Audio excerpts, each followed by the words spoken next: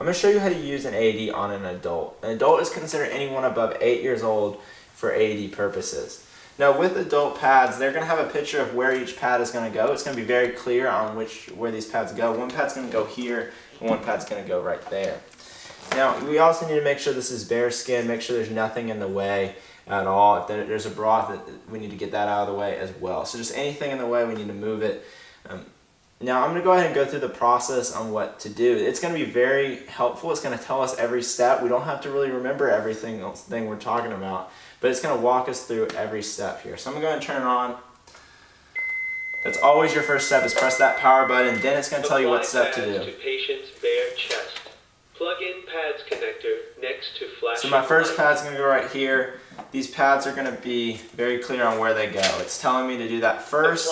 Once I put those pads on, then I'm going to plug it in. At this point, once the pads are on there, once it's plugged in, it's analyzing the heart rhythm. I need to make sure everybody is staying clear because I don't want the AED machine to pick up my heartbeat or anyone else's heartbeat.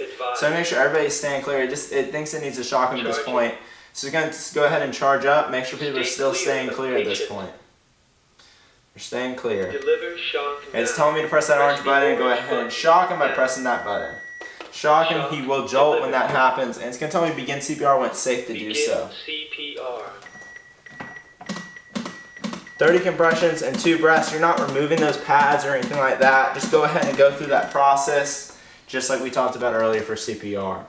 And you're going to continue to do it for about a minute or so until the AED comes back on and tells me to go ahead and step back, and it's going to shock him again at that point.